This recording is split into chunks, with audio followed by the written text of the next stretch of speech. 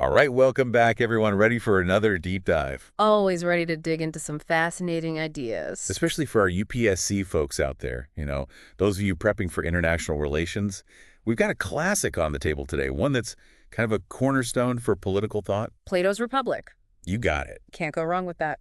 Still debated today, his ideas about how societies should be structured, about justice, about governing, all super relevant. Okay, so we're talking ancient Greece here. Yeah. 380 BC. Plato lays out his vision for this, like utopia, ruled by philosopher-kings, right? Right. Philosopher-kings, the wisest leading the state. That's the core of it. Sounds pretty good on paper, but then, well, Plato gets a little radical. Like, families. Yeah. He's not a fan. At least not for the guardians. Those philosopher-king folks running the show. So no family game night for the ruling class. What's the thinking there? Think about it from his perspective. Family loyalty. It creates bias, right? Nepotism, factionalism, all these things that undermine a truly just state. Like, if your kid's up for a promotion, but they're absolutely terrible at the job. A parent in power might still pick them. Exactly. Plato saw that as a huge GE problem. So it's like, goodbye first son programs, huh? He's all about pure meritocracy, the best and brightest rising to the top regardless of family ties. But wait, there's more. No private property for these guardians either. What's the logic behind that? Well, Plato believed material possessions just lead to, well, greed, corruption, the desire for more, all those things that make rulers self-serving instead of focused on the common good. He's predicting all those power corrupts arguments we still have today. Exactly. He wanted leaders detached from material things, focused solely on governing wisely. It's a pretty radical idea, even by today's standards. It really makes you wonder, this whole no property, no family thing, was that meant for everyone in the Republic or just these philosopher-king types? That's a good point. It seems like this radical system was specifically designed for the guardian class. The people responsible for ruling justly, their sole focus should be on the state's well-being, not amassing wealth or playing family favorites. Okay, that makes sense. But, speaking of bold propositions, let's talk about Plato and women. Now, this IS ancient Greece we're talking about, right? Right. A time when women were pretty much relegated to the domestic sphere, their roles were very clearly defined. Exactly. But Plato kind of throws us a curveball here. Oh, absolutely. He argued that women were just as capable as men intellectually, that they should have equal access to education, be able to hold leadership positions, even become philosopher-kings themselves. Wow, so in Plato's utopia, you could have a female philosopher-king calling the shots. That's pretty progressive, especially for his time. It really is. Think about it. This was centuries before ideas like women's suffrage even started to gain traction. Plato was way ahead of the curve on this one. He was. But hold on a second. Didn't he also have some pretty unconventional views on marriage? Or maybe I should say the lack of marriage. You're on the right track. Remember, Plato was all about minimizing anything that could potentially disrupt the state's harmony. And he saw permanent marriages with all their emotional complexities and family ties as potential breeding grounds for conflict. Okay, so no till death do us part in this republic. Not exactly. He proposed temporary pairings instead, strictly for producing the best possible offspring for the state. Hold up. So the state is playing matchmaker, deciding who procreates with whom. That's definitely a unique approach to family planning. How would that even work? Well, this is where the rigged lottery comes in. Plato imagined a system where on the surface, it would look like pairings were chosen randomly, by chance. But behind the scenes, The philosopher-kings are pulling the strings. exactly, they'd use their wisdom and understanding of, well, good genes to manipulate the process and ensure the, let's say, most desirable outcomes for the state. So it's like a state-run breeding program for humans, basically. A rather chilling way to put it, but yeah, that's the gist of it. And of course, this raises a whole slew of ethical questions that are worth exploring, but for now, let's stick with the practicalities. If the state is in charge of matchmaking and procreation, what happens to the children once they're born? Yeah, do they even know who their parents are? That's where things get even more interesting. Plato takes this idea of unity really far. Like, the kids would be raised communally, no idea who their biological parents are. Whoa. So everyone's a sibling, basically. Pretty much. It's all about fostering that deep sense of belonging to the state itself, like transcending individual families. Okay, but wouldn't that, I don't know, create some emotional distance?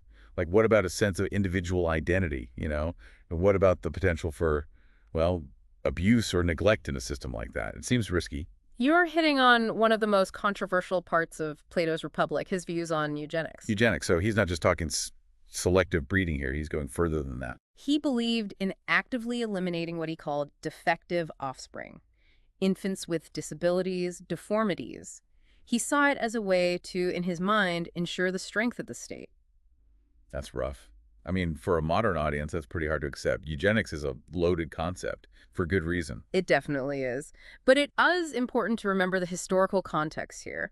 Infanticide, especially of infants with disabilities, wasn't unheard of in ancient Greece. Right. It's a reminder of how much societal values change, what was considered acceptable back then. Well, it's horrifying to us now. And this is where those critical thinking skills you're developing for the UPSC come in, right? Yeah. Analyzing these ideas, understanding the historical context. Separating what might be valuable from what's clearly outdated. Exactly. It's key for navigating the complex world of international relations. You know, there's something else that's always struck me as odd about the Republic. For all the detail Plato goes into, he's strangely silent on a huge E issue: slavery. It is a glaring omission, especially considering how deeply ingrained slavery was in Greek society. You'd think a blueprint for an ideal state would at least address it, right? Some scholars think the silence implies acceptance, like Plato saw it as a necessary evil, maybe. Others argue that his whole focus on justice suggests he might have ultimately envisioned a world without it, even if he never explicitly said so. So we're left to read between the lines a bit. Right, trying to decipher what his true intentions were. But that ambiguity is also part of what makes the Republic so enduring, don't you think? It keeps us debating, interpreting, challenging assumptions, even thousands of years later. Absolutely. And that constant engagement, wrestling with the complexities, that's exactly what makes it so valuable for UPSC aspirants. It hones those critical analysis skills, right? The kind you need to dissect creeds, understand the motivations of different states. It's all connected. Exactly.